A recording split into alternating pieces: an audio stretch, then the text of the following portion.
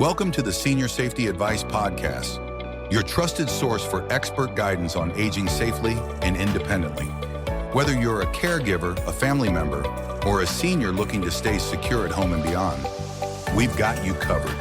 From fall prevention and home modifications to financial safety and scam awareness, we provide practical tips to help you or your loved ones live with confidence.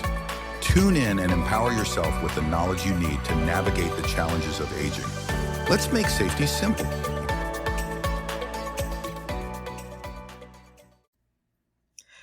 Welcome to the Senior Safety Advice Podcast.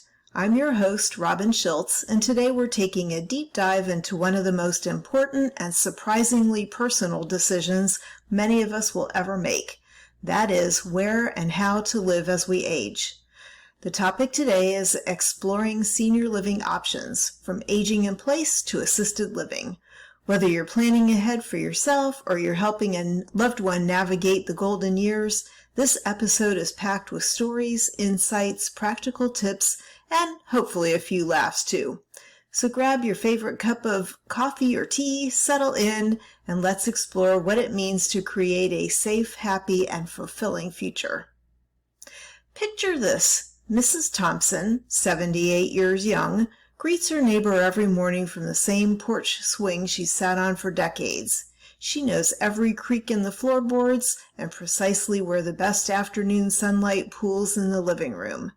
Aging in place like this, meaning staying in your own home as you grow older, has immense appeal. But why is it so powerful? Well, first of all, familiarity and comfort. There's just something reassuring about home.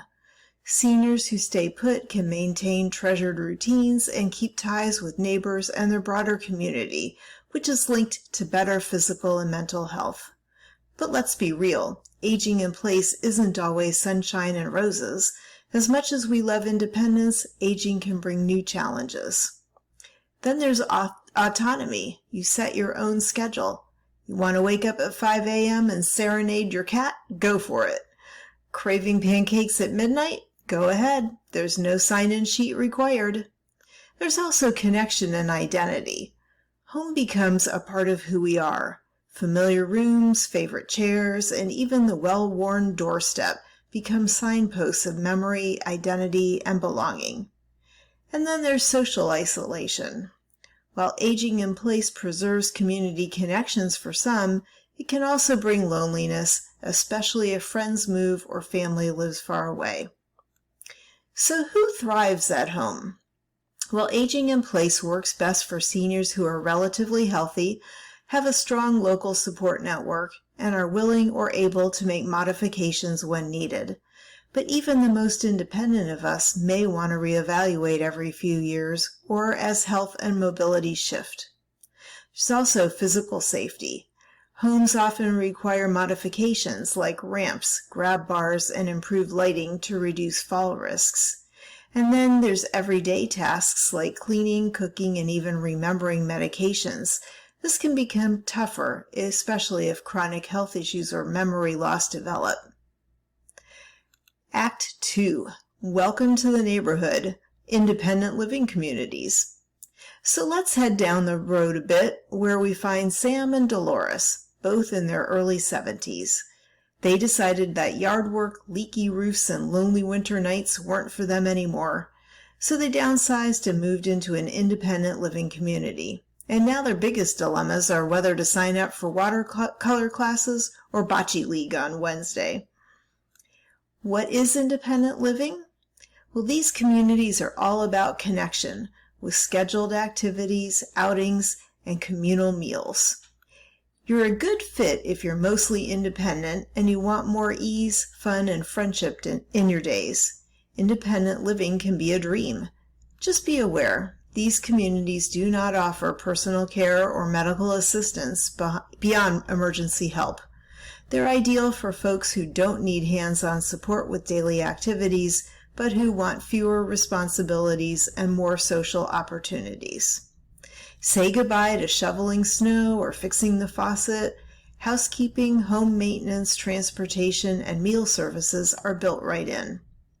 And residents come and go as they please, enjoying amenities and privacy, but without the stress of property upkeep or feeling isolated. Next is Act 3, built-in peace of mind with assisted living. So now meet Maria. She's vivacious and sharp as a tack, but arthritis has made bathing and dressing trickier, and after a minor fall, her family wanted more peace of mind. Maria chose to live in an assisted living community where she can still socialize, enjoy her independence, but getting a helping hand as needed.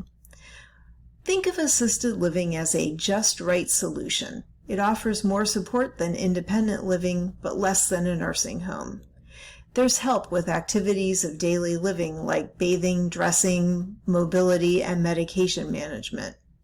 There's also social and wellness amenities. Dining halls, fitness centers, group outings, crafts, and more are all present to keep life engaging and active. And there's 24/7 staff availability. Somebody's always there to assist, which is reassuring for residents and their families alike. Assisted living is great for those who value independence but need a bit of help.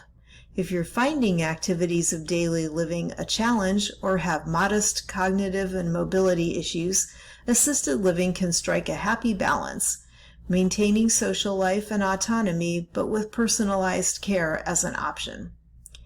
Note: assisted living is not the same as medical or nursing care.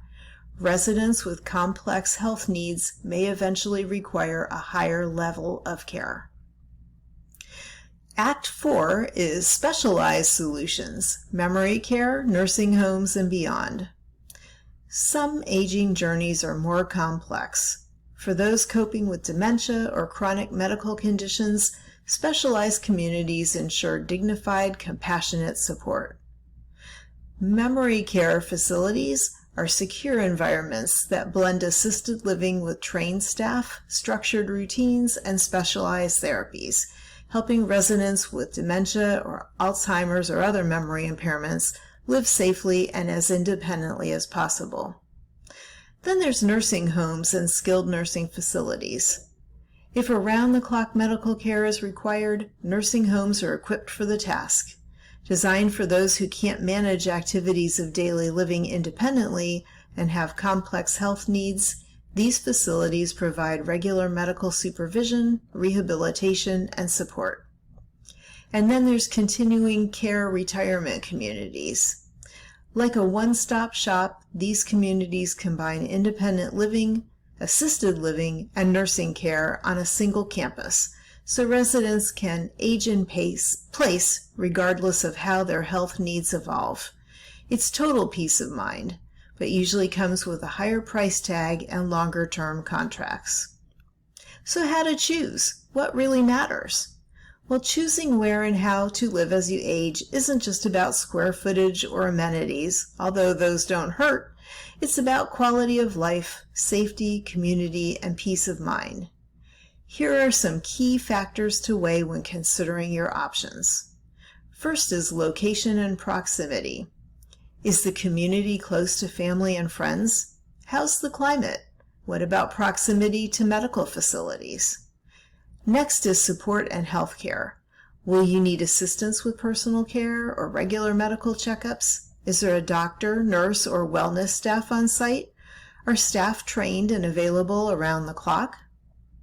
Then there's community amenities. What activities, hobbies, and social opportunities are available? Does the community feel vibrant and friendly? Are pets allowed?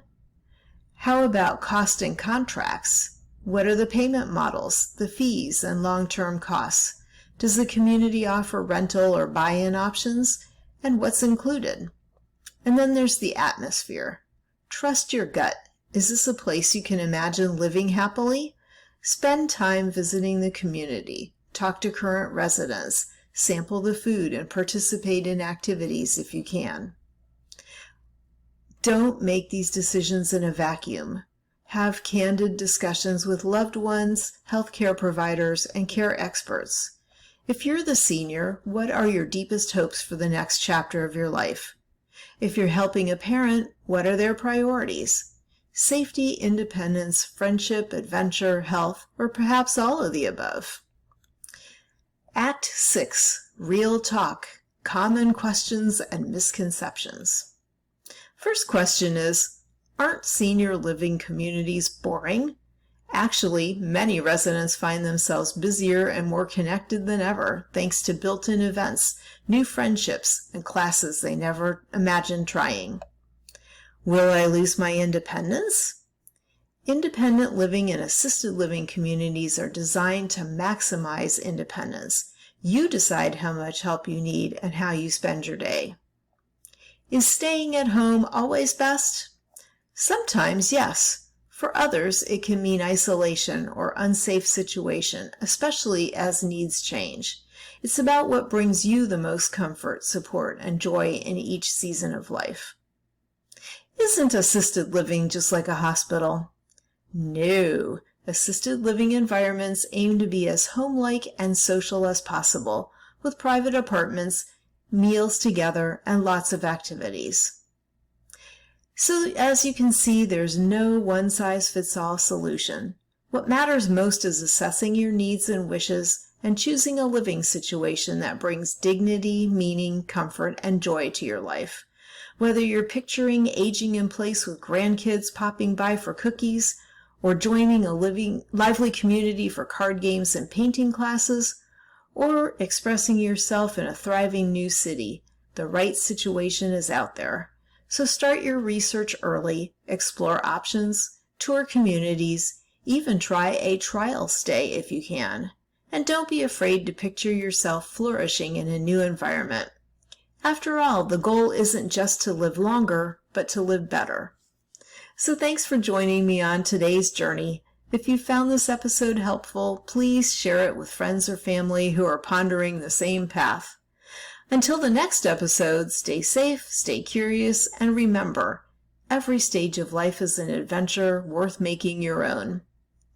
Take care. Bye-bye. That's it for today's episode of the Senior Safety Advice Podcast, helping you and your loved ones stay safe, independent, and informed.